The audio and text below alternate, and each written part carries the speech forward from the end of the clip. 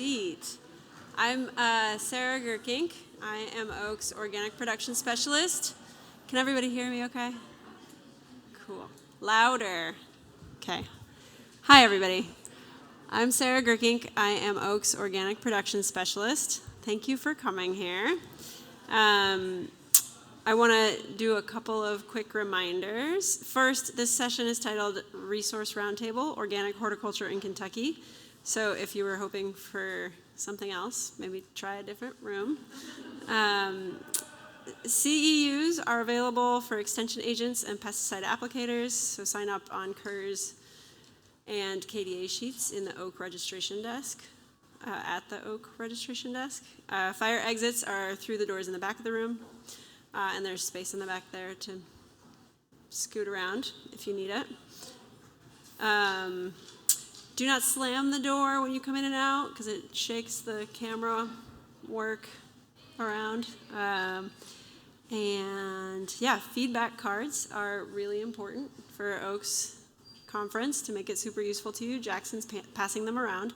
Don't leave without giving one to us, please. And yeah, cool. Announcement's done. So the goal, this is really exciting, this little roundtable. Our panelists can go ahead and sit if you want to have a seat and get comfy. Yeah. This is an awesome opportunity for everybody to have like the state's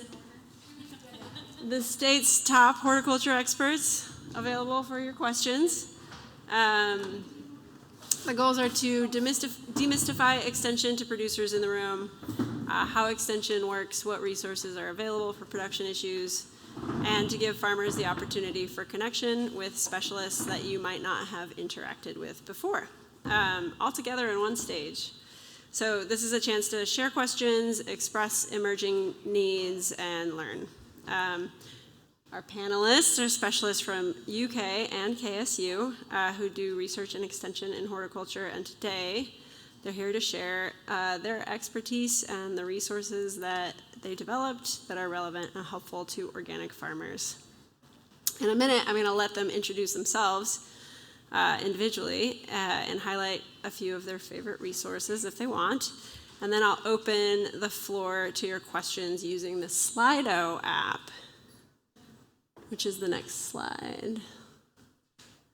Yeah, so follow those instructions to join Slido with this QR code.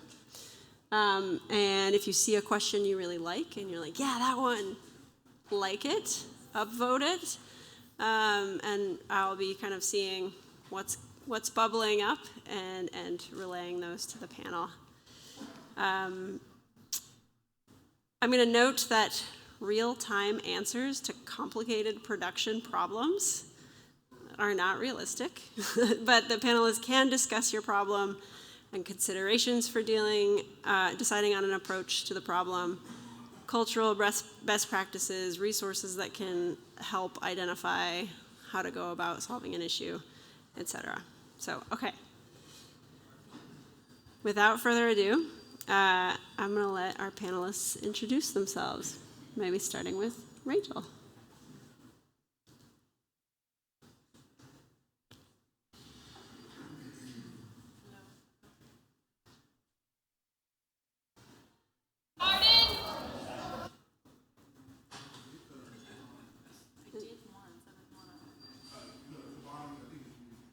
There we go. All right. All right. There's feedback. There we go. Okay, I'm Rachel Rudolph, the Extension Vegetable Specialist at the University of Kentucky. I'm in the Department of Horticulture.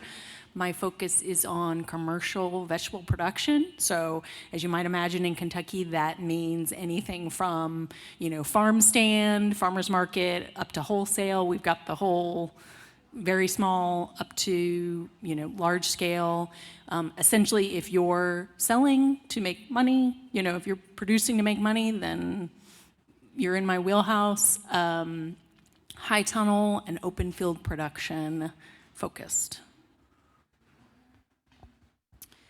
Hi, everybody. I'm Kim Leonberger. I'm an extension associate, and I'm in the plant pathology department at the University of Kentucky. And I work with Dr. Nicole Goche, who couldn't be here with us today, so I'm representing her program. And in our program, we spend a lot of time trying to help folks understand diseases, what they are, how they work, and most importantly for growers, what to do about that. We help growers of all sizes and all production types. And we have a lot of both written and video publications and resources available, and so we'll talk a little bit more about those. I have some of them with me today, and so you're more than welcome to catch me during the break, and I can provide anything that you might need. Thank you. I'm Cindy Finiseth, also in the Department of Horticulture, new Extension Specialist. You probably haven't worked with me yet in this role because I'm fairly new to this role. I just started in July, but happy to help if you are beginning or small scale. So I work with people who are just getting started and have smaller scale operations. At some point, I may hand you off to Rachel or I may hand you off to Kirk once you get much larger scale and need more intensive help. But happy to be here with you all today. Good afternoon, everybody. I'm Kirk Popper. I'm a professor of horticulture at Kentucky State University. Mainly working with pawpaw, and do we have some pawpaw fans out there? Okay, that's good, very good. And I'd also work with American persimmon, some promokine fruiting blackberries, and some other kind of niche crops. And so happy to be with you today and talk to you about those various crops or other crops. Thank you. So I'm Rick Besson. I'm an extension entomologist at the University of Kentucky. I think we have 4.5 extension entomologists there. I have a number of hats I wear. One of them is the Pesticide Safety Education Program Coordinator. It's probably where I spend 40 to 50% of my time, and that's just running the Pesticide Safety Education Program for commercial and private applicators, and also licensing of the private applicators in the state. I'm IPM coordinator for the state, so I work with specialists in a number of different departments to try and deliver more sustainable integrated pest management solutions for producers. I'm the IR4 coordinator for the state. I wanted to put in a plug for that. If you see that there are special pest needs and you have a solution but it's not registered, that's where the IR4 program steps in.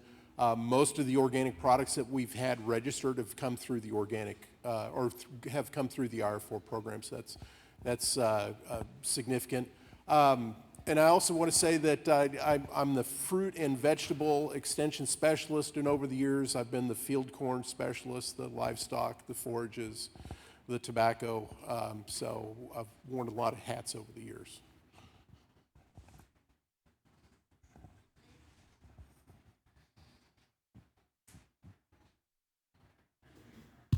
All right, thank you, everybody.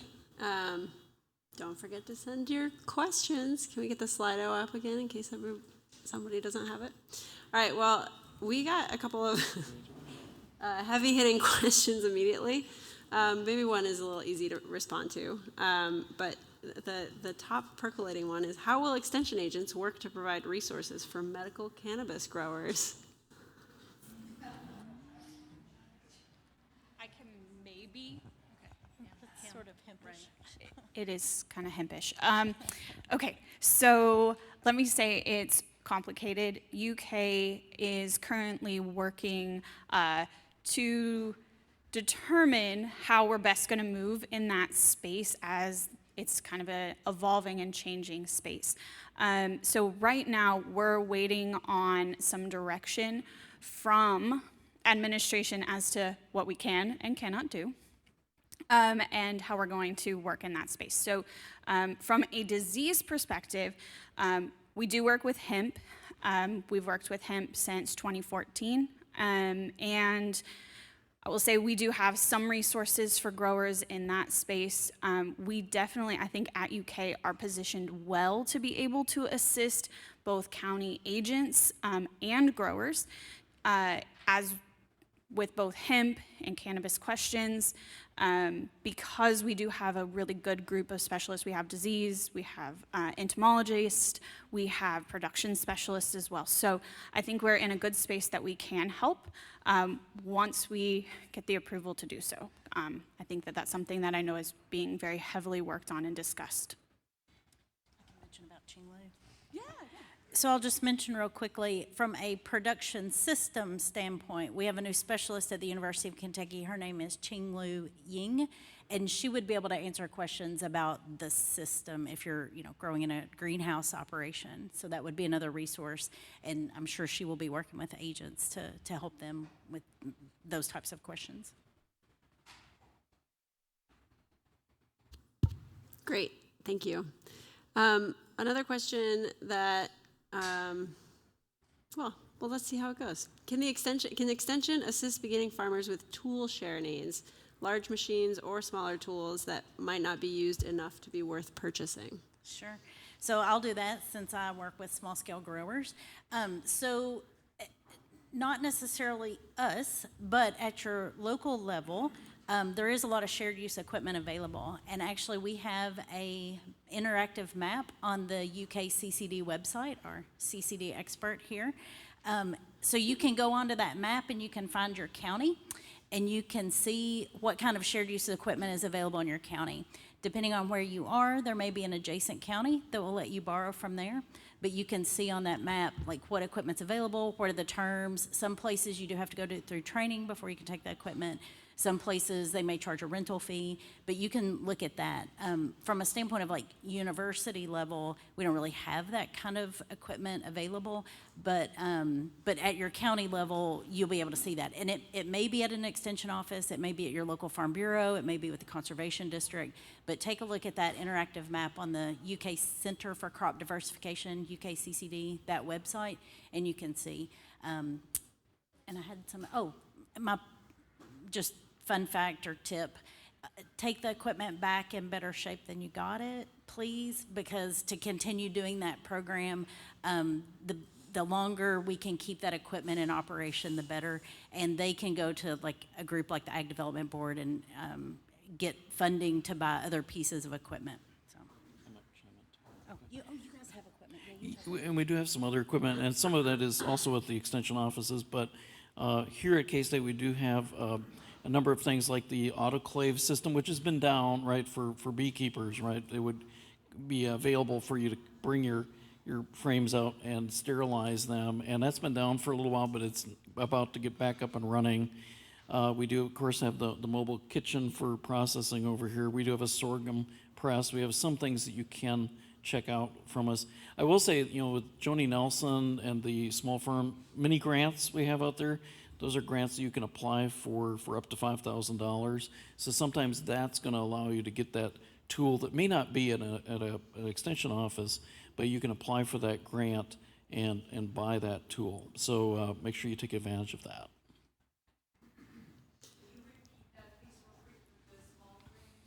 So if you go to the Kentucky State University website and look for small farmer mini grants, and this is through support from the Ag Development Board, and then those funds come from the Ag Development Board, and then they're distributed through a mini grant program. So I think we just reported, I think it was about almost 500 grants that were applications that were received last year, and there were 250 recipients. So there's quite a few folks, different categories like value added and agroforestry, so you have to fit into those areas, and there's certain things that you can't ask for, but it's all there on the website if you go look at Kentucky State University website. Is that the same thing as the small scale farm grant? Okay. Yep. And then one more question with specific question about the sorghum press. I sent an email to whoever was in charge of that I could find online. Didn't receive a reply. So is this the website that I could go through to rent that out? You could. I guess the best person to go probably through is Joni Nelson, but if not, Megan Goins is also over here, the farm manager. So, but I would go through Joni. Yeah. Great, thank you all. From where you're standing as extension specialist, having seen and interacted with a lot of farms. This is two questions that are pretty similar. Where are Kentucky organic farmers missing the mark? What are the missed opportunities you see with organic production in Kentucky? It could be small things. It doesn't have to be like solve organic agriculture. Thanks. I think, just generally, I think Kim and I were talking about this actually before this started, was that actually, UK has a lot of resources and KSU has a lot of resources. They don't explicitly say organic, right? But they could pertain to any production system. And so I think sometimes a lot of our resources get missed or passed over because they don't explicitly have that word. But the idea for us is to write it so it's usable for the widest, group of people. And so I think that often comes up. It's like, well, there's not an organic resource for this, but a lot of our work could pertain to any production system. And so keep an open mind, I guess, when looking at extension resources, that a lot of our stuff is not just straight chemicals, right? Conventional chemicals. It's a lot of cultural practices, variety selection, preventative measures that anyone could be using. So I would definitely agree with that. I think in plant pathology in specific, we have a lot of publications and resources that focus on specific diseases, but they are just about a disease. So there's information in there that can be used. I think the other area, coming from a disease perspective, is just the importance of those cultural practices. With diseases in particular, we don't have as many organic options for disease management. Those are coming, is what it looks like. There's just not the efficacy data that's been there before, and so we're kind of in a unique space that we're coming into that age where we're hopefully going to be able to have more products that can be useful and effective against these diseases. And so I think from a disease perspective, just the utmost importance of all of those cultural practices, because even if we do have products, those cultural practices lay the groundwork and make those products more effective. So just really focusing on all of those cultural practices. I would have to say grant programs and support programs and technical assistance that's available to you. Same as what Kim and Rachel have mentioned, just because it doesn't say organic doesn't mean you can't, ask Grow Appalachia or K-Card or Hort Council, the different groups for help. So definitely that. But also other grant programs. Kirk mentioned the KSU Small Farms Grant, but also like the Value Added Producer Grant through USDA that's open right now, that's due in April. Organic is value added, so you would be able to qualify for that, whether you're certified organic or not. Local food, it qualifies for that. So look at different programs like that. Your local CAPE program, that's another program you might look into. And don't be intimidated if it's the Cattlemen's Association that administers that program. You are certainly eligible for that program. It may take a little education on your part to explain what your operation is and what you're doing, but those programs are available to you. So I would say explore those different opportunities and read the RFAs, because there may be programs that maybe you think you're not eligible for, but that you definitely are. So I would say take advantage of those opportunities and the organizations that exist in Kentucky that are here to help you. And I'll just add, so we've got our organic Third Thursday coming up, so I hope you come back out for that. So there are resources from our organic programs. Now, I've worked with organic production of pawpaw for a number of years, and organic production of primocane fruiting blackberries, at least until Spiderwing Drosophila took over so much. But anyways, there's a lot of opportunities for you to come out and participate in those Third Thursdays. I would encourage you to think, as you diversify your operations, right, you should be looking at putting in a number of crops that fit you and fit your areas for selling. But pawpaw is one of those because it's a low input crop. It can be grown organically. American persimmon. there's a number of those types of crops that can be a good additional crop for you to think about in trying to diversify in an operation. So let's throw that in there too, and I'll hand it to Rick. For the record, I did not bring spotted winged or softly. But I'm going to generalize, and I know the dangers involved when I generalize some things, but Sarah said something about missing the mark. And so my comment would be involve extension in your operation. And that's not always easy. You know, we have a lot of resources, you know, soil sampling, disease identification, insect identification. All those are critically important. You know, I'm an advocate that if you can't identify your problem correctly, you're not going to manage it correctly. So those are fundamental to any production system. But, you know, I've also heard comments that, you know, my county agent, they're not as knowledgeable about organics and things like that. And that's really where you need to work to involve your county agent in your operation. Invite them out to your farm, see what you're doing. Help to expand their comfort zone. Everyone has their own comfort zones, and work to establish that relationship with Extension. I've been around long enough to know that it's all about establishing relationships with people. And the more you can establish the relationship with your county Extension agent, the more you're going to get out of it. I got a couple of questions that are related to what Rick just said. That's like kind of like an order of operations for reaching out to Extension. One is like, is it easier, better for farmers to go through a first line person, like an Extension agent, or me, Sarah, or contact you all directly?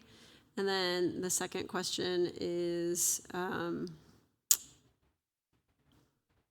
if the county level extension office doesn't have a small farming resource contact, do you recommend to contact a state person? So yeah, sort of order of operations questions. You answered a lot of that, Rick, but if anyone has additional thoughts.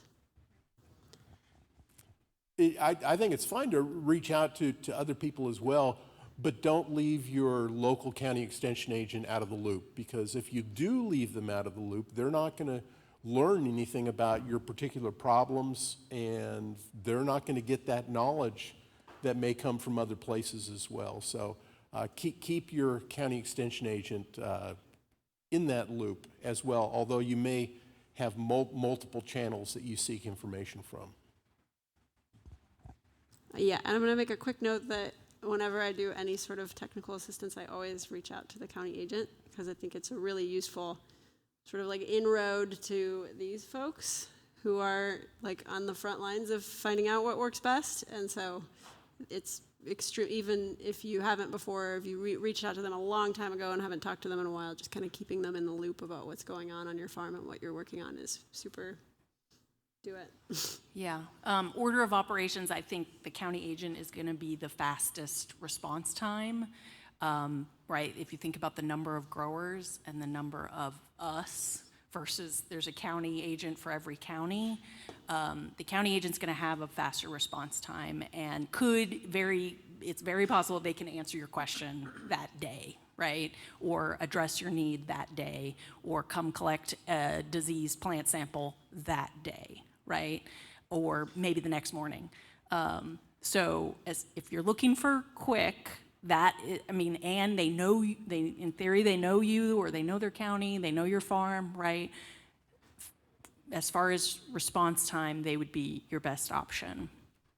And even if you reach out to me or to Kim or to Rick, we're then going to contact your county agent to make sure that they know, like Sarah said, right? So we want everyone to know, what's going on. So for us with diseases, county agents are always the first point of contact.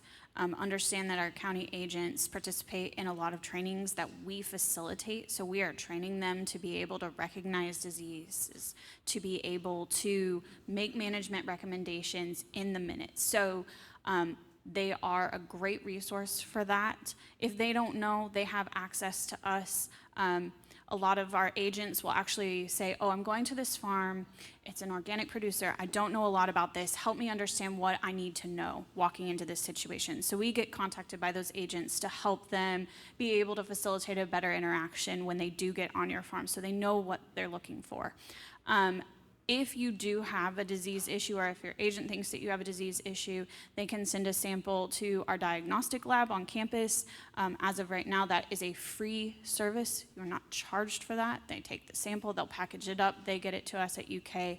It's gonna go through our lab, and then you get a report back. Understand that our management options are all the options, and you get to choose what you like and what you don't, and what you do and what you don't, and what's feasible for your operation. So do keep in mind that when you get a diagnostic report back, you can be like, half of it might not apply to your operation, but that's because we have to provide information for the over 3,500 samples that we process every year. So for us, though, county agents are definitely the first point of contact. And as Rachel said, if you reach out to me or Nicole directly, the next email when we respond is going to have your county agent copied in it, because they have the opportunity to most likely get out there and see and help.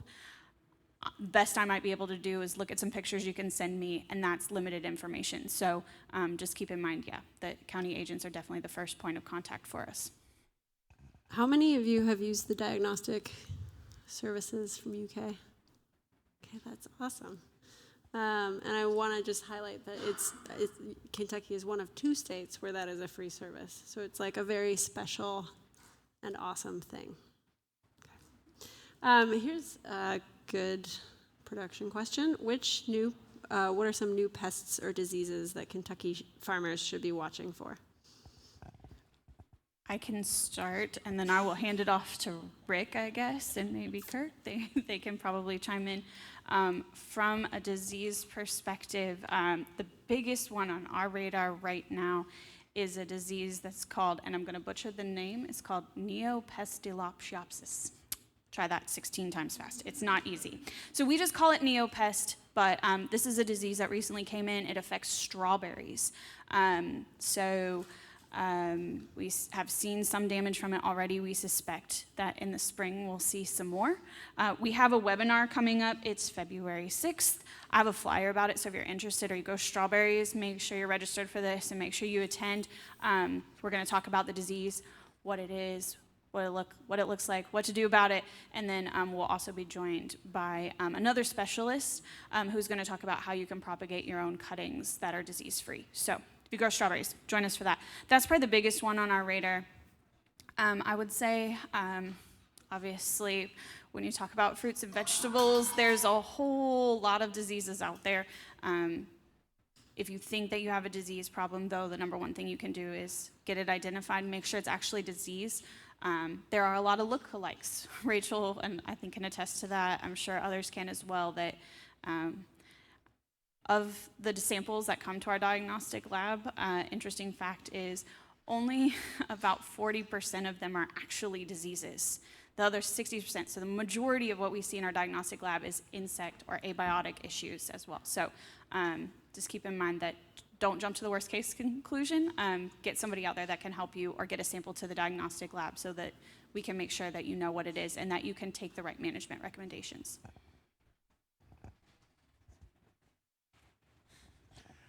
Insects. There's a bunch that we need to be looking out for. There's a few that are in the state.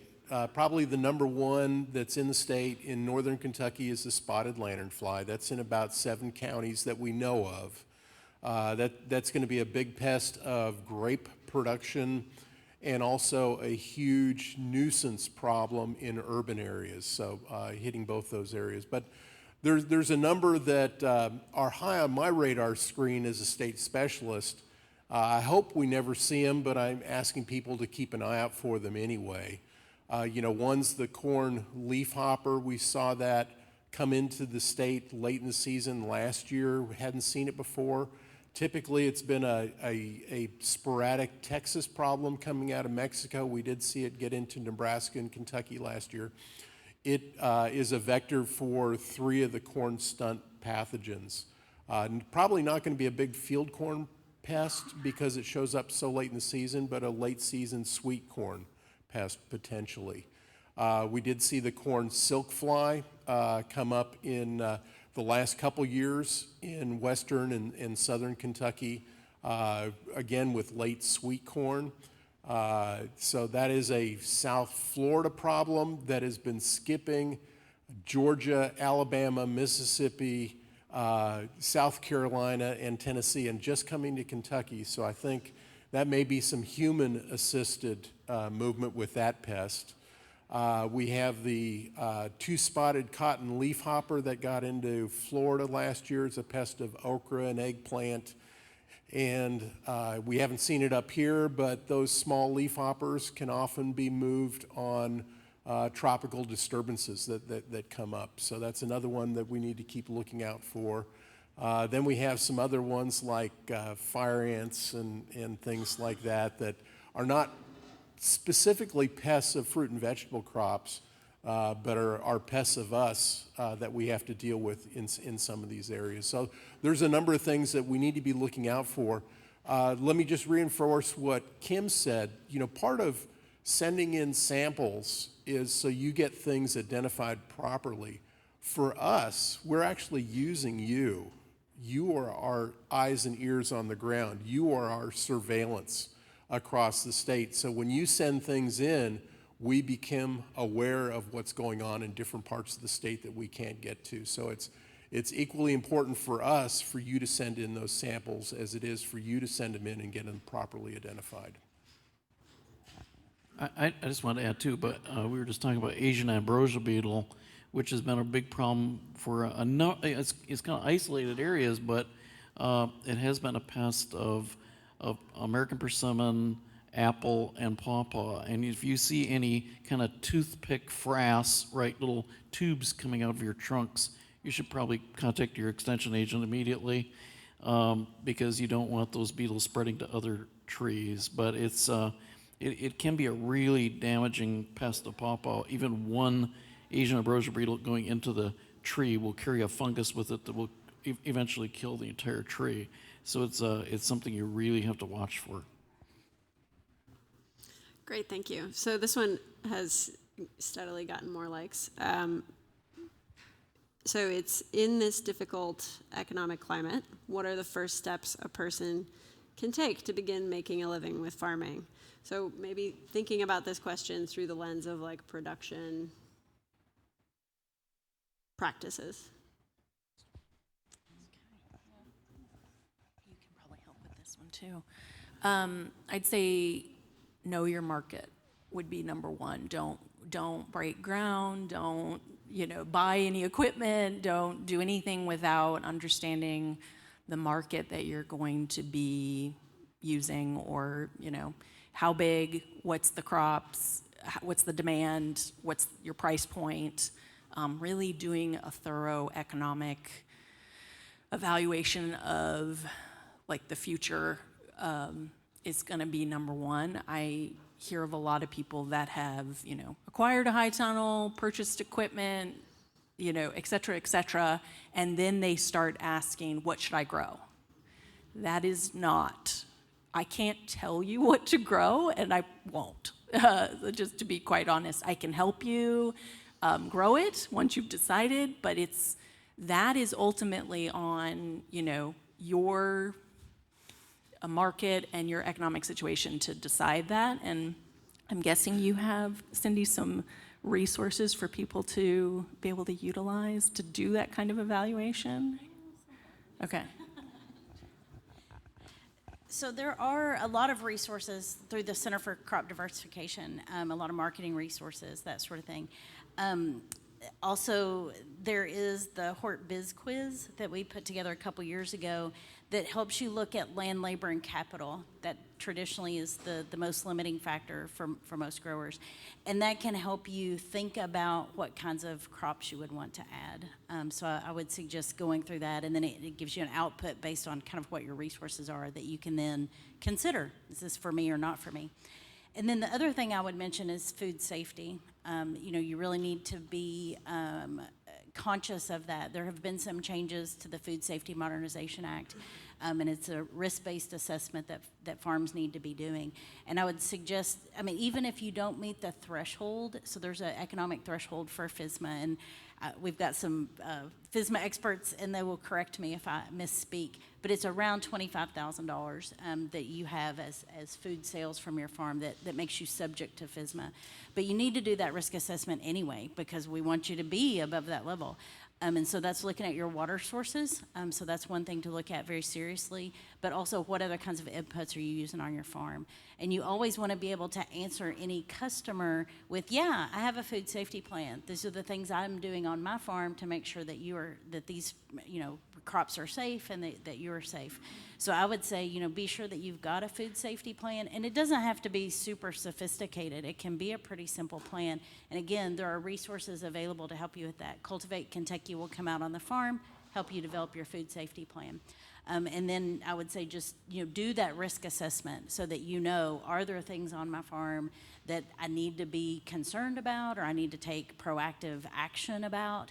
Or, maybe you'll find that, yeah, you're really in pretty good shape. You're looking for the things that you need to be looking for. So those would be the things, I would say fundamentally, that I think that you need to have, regardless if you're starting or if you are very experienced, you should have those things on your mind. From a disease perspective, I think one of the things that, of course, we hope that you never have to worry about diseases and insects and that everything grows perfectly. Have a plan if it doesn't, and have an idea of what that might cost. Certainly, there are ways to prevent diseases from coming in, things like resistant cultivars or tolerant cultivars. Obviously, for some organic growers, that's like there's limited options, and we know that, and hopefully that will change.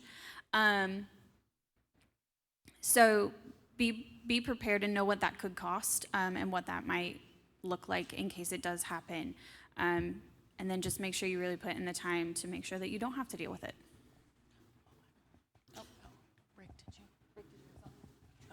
Okay, kind of related to that is as you're getting started, start small, right? So take care of 1 acre really well before you plant 5 acres, right? So it may lead to more disease, more pest pressure if you are overwhelmed by the amount of work you have, right?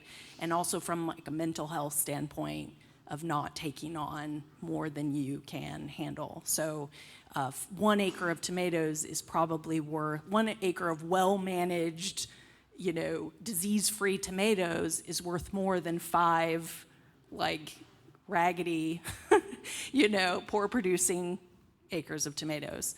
So think of it that way, of doing things bit by bit, taking on small amounts and increasing slowly, and get good at stuff, get good at these skills, hone these skills.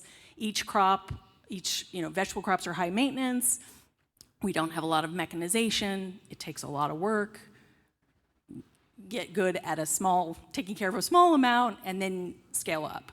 And that will help a lot with disease and pest pressure and just your own, sanity as well.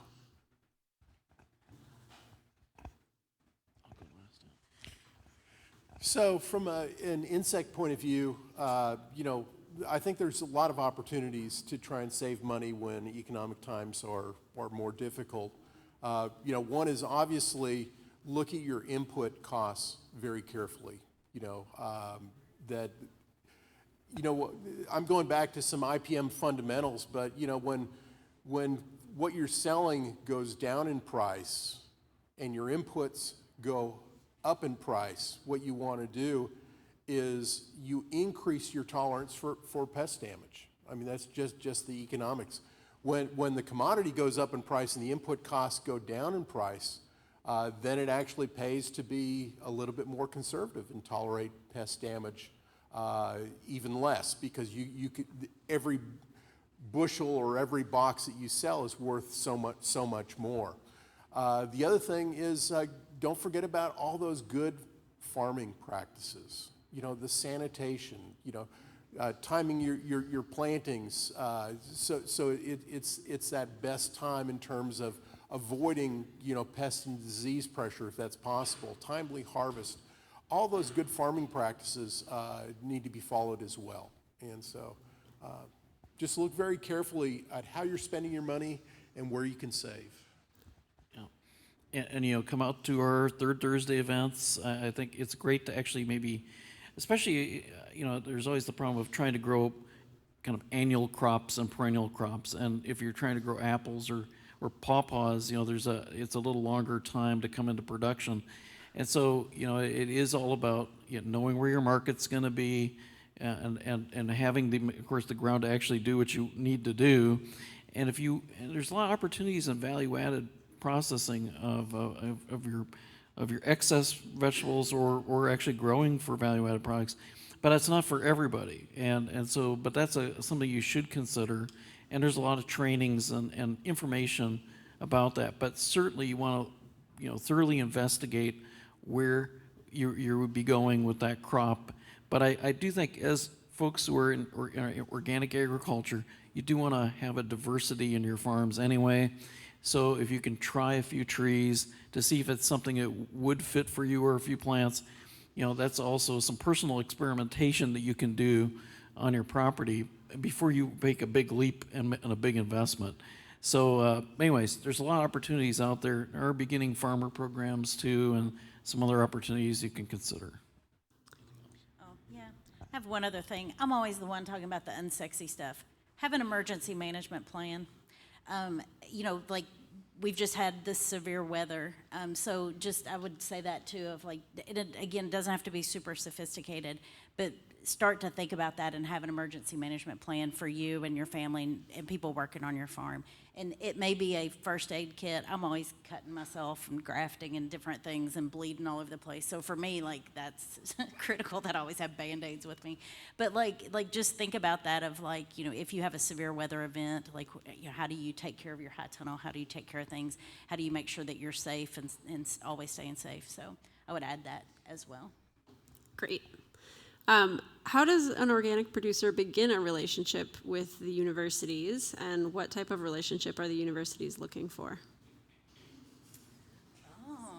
I guess since I have the microphone, I can start that. I mean, the first thing is just introduce yourselves to us. I mean, like, get to know us and invite us out, and come to our programs. Like, we always want to see you there. I would say that just building a relationship so we know who you are, because I mean, if you call me up and you say, "Oh, hey, Cindy, it's Jackson. Like, will you come out?"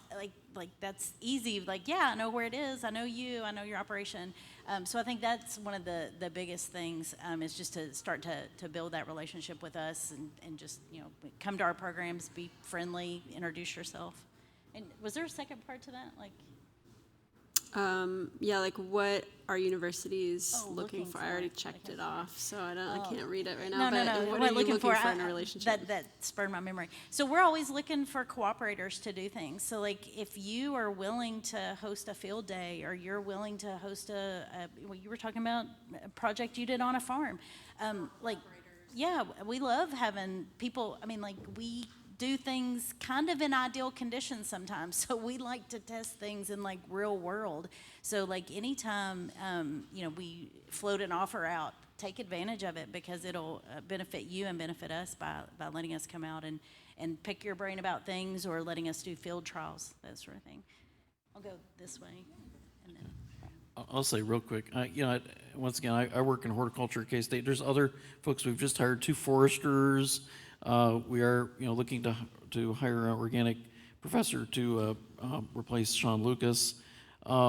Basically, there's a lot of folks at the universities doing different things. Sometimes it's woodlot management that you could think about, right? There's a lot of different things that you may not be thinking about that you could be doing with different land that you own. So, but yes, I'm looking for folks to do trials. I know we've got a number of varieties that we're going to be releasing next year, and we've got a whole bunch of new selections. So if you're interested in pawpaw, talk to us. We've got collaborative ventures that we would like to do with you, and that way you get a chance to see what it's all about and see if it's really something you want to get into. I think that's the great value of any of these types of trials. I know I said this before, but I'm good at repeating myself. involve your county agent. Invite your county agent out. You know, he or she is the first one that could probably come out and take a look at your farm. And then when you start to build that relationship, you know, look at the specialists. A lot of the state specialists have graduate students that have projects. You know, extend the opportunity for a graduate student to come out and do some of their research on your farm. It's very doable. We have a number of graduate students here that are doing that. And yeah, there's a number of opportunities, but at some point, someone has to start the process.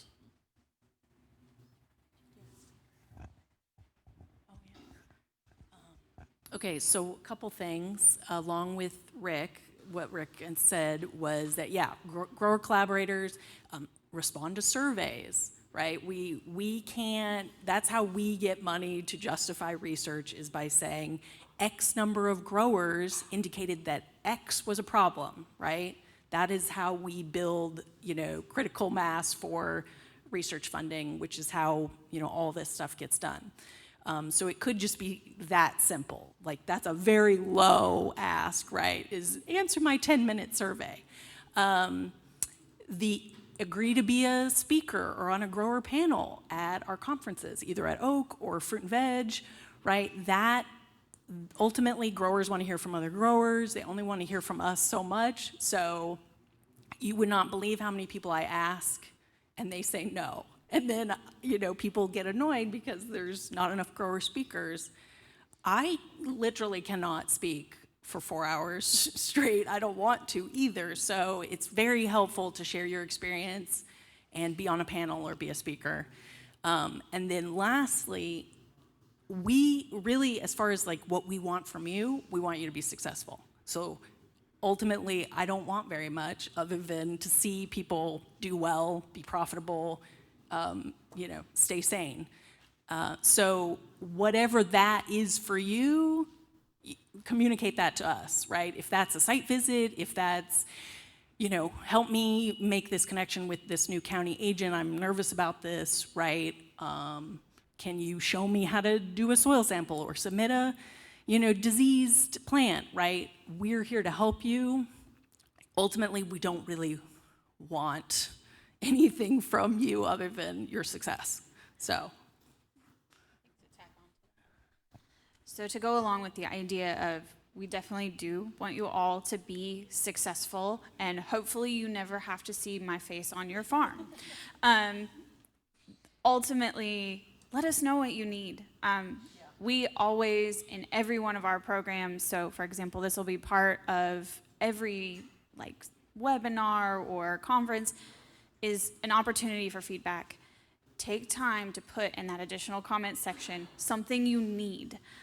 We read those. There are a lot of them, but we read them and we take that seriously. And so one of our recent things that we created are these IPM guides, and they're for small acreage and backyard growers. And we have these for all the vegetable crops. We have these for all the fruit crops. And it's a calendar, and it walks you through to how to do that. This came from suggestions. People said, I want a roadmap, I want to know what to do and when to do it. So we made it. So it exists. Because somebody took the time, and multiple people took the time to tell us, this is what we need to be successful. So help us understand what you need. If there's something that you don't see, ask your agent, ask one of us. We all partner and work very closely together, so if I don't know, I'm going to go to them and say, hey, do you guys know if this exists, or do you guys have this resource? If not, we might want to create it. So I think as far as what we want from you is, tell us what you need to be successful, tell us how we can help you, because we're here to do that, and we enjoy it. I want to quick mention that QR code leads to a document with resources that these folks put together. So that a lot of the things that like what Kim mentioned and things like that are there. Can I hit that real quick again? Okay, so 3 things that I want, I guess. One is patience. Sometimes I can't answer a question. Like give me a little grace, because it may be something I haven't seen before, or I might just need some mental time to be thinking through things, or I might need to bring somebody else in. So I would ask for that. Occasionally, I may ask you for a letter of support. And like, you know, Rachel and Kim mentioned this about like you giving us feedback. You would not believe how powerful that is when we're applying for a grant or when we're telling funders, you know, about the situation in Kentucky. So if we ask you for a letter of support, and normally we will provide you most of the language, think about it very seriously and don't think, oh, I'm too small or they're not going to care what I have to say. We really do. And seriously, funders look at that so much more powerfully when a grower or a producer is telling them something. So I would ask for that. And then the third thing is, tell us about your successes. We don't want to just hear about the problems. We want to celebrate it, and we want to be able to champion, you know, what you're doing, and we want to be your cheerleader. So if you had a success, like, let us know so we can, you know, share that joy with you. Go to Cindy if you want to do a letter of support. Yeah. If you need a little sunshine, come to Cindy. I'll great you are. Are there any crops other than tomatoes that benefit from tissue testing early in the season? Can tissue samples be taken to a local extension office? UK does not do tissue testing. So we have soil tests, we have compost testing, we do not have foliar tissue. So that is typically sent to Waters. You can set up an account with them, and it's very quick. So it's, if you mailed your sample in, probably within 3 days, you would get the results. Can you quickly say what those would be for, just in case the person... Tissue testing? Yeah. So tissue testing is to look for nutrient deficiencies or nutrient status of the plant. It gives you a snapshot of like that day. This is how things looked on your, you know, in your plant. It's going to give nitrogen, phosphorus, potassium, magnesium, those things. And it's that day, right? So if you hold on to the sample and mail it like 2 weeks later, it's not going to be very useful, right? You need to mail it in immediately. If you're seeing an issue, it's helpful to send a sample in of the problem plant, and then if you have a comparable healthy plant, it's good to see that comparison, like on paper. But no, your county agent, it depends county to county. Some of them may help you with the tissue sampling and may mail it for you. I've heard of that. But you would have to check with your county, and ultimately it gets mailed most likely to Waters Lab in Owensboro. It does not get mailed to UK.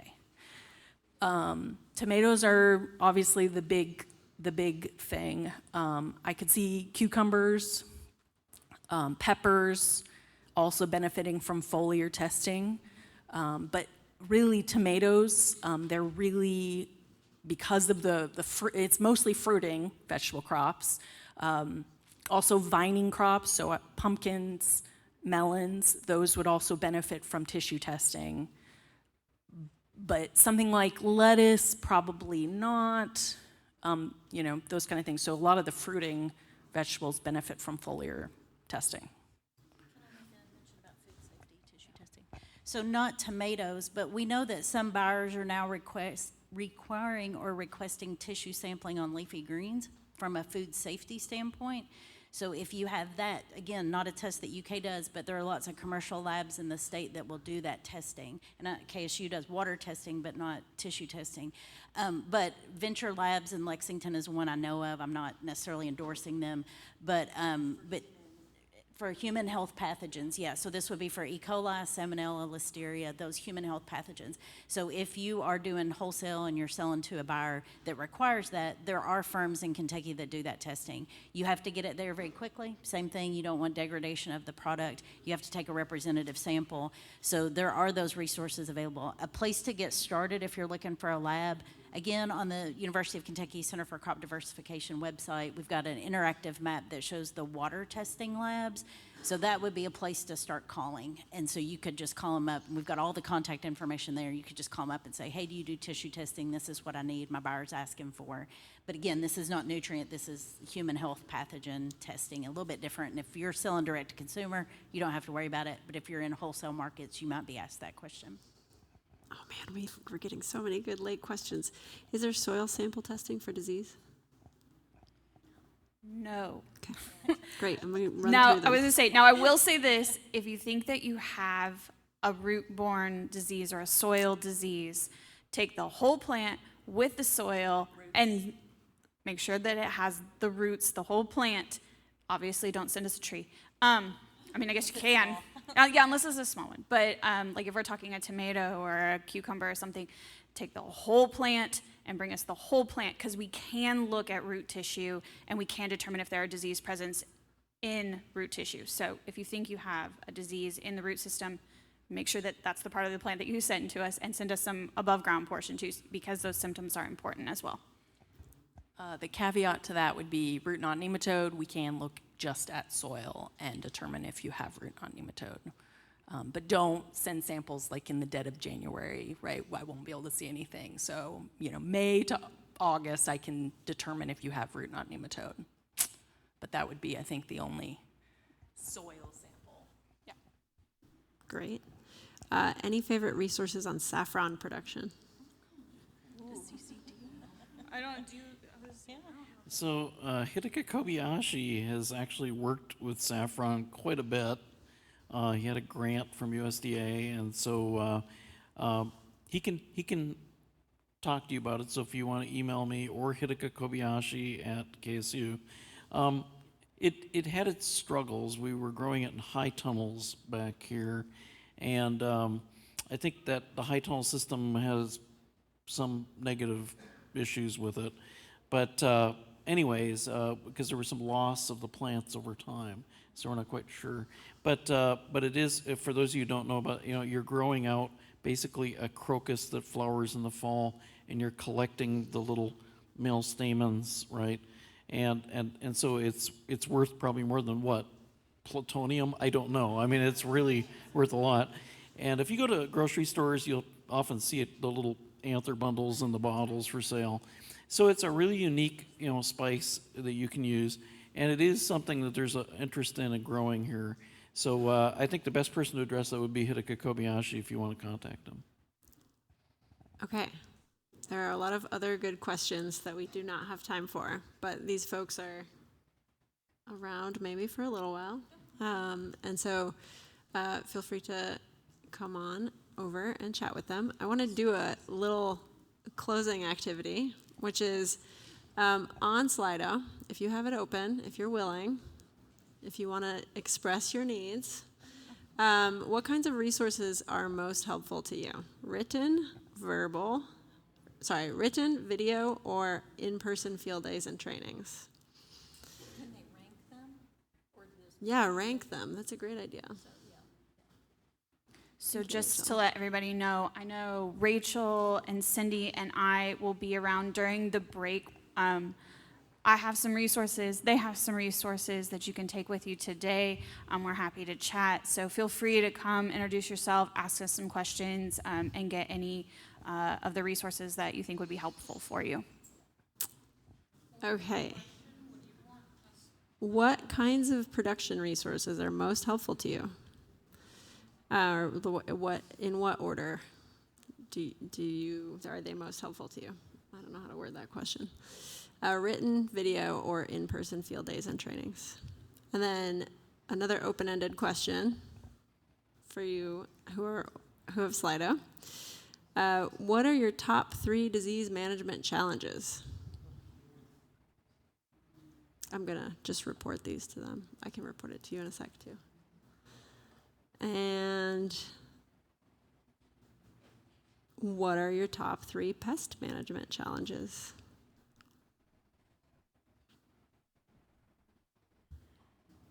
I'm impressed with their entry ability.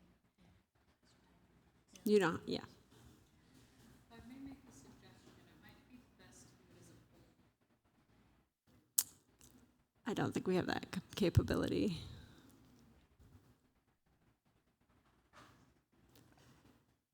All right, one last query, which is, it's time for kudos. Can anybody give extension or other great farm resource shout outs? Anything that has been like a superstar extension agent, or you can say it out loud, or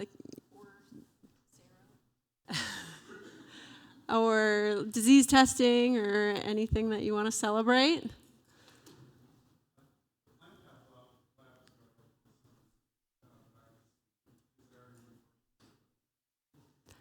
plant path lab sampling. I'm glad that you're able to send a sample because fusarium is one that you definitely want diagnosed.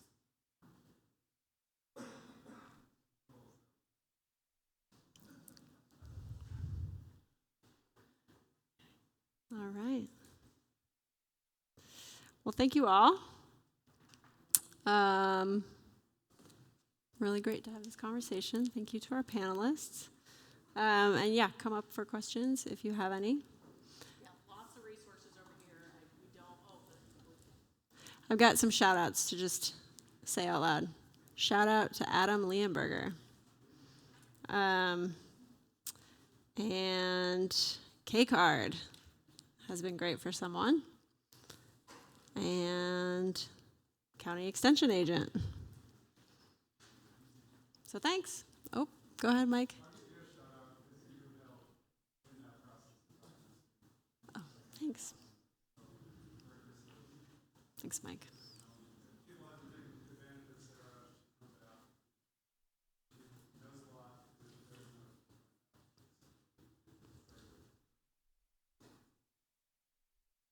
Cool. Thank you, everybody. Don't forget to fill out your form and hand them to me or Jackson.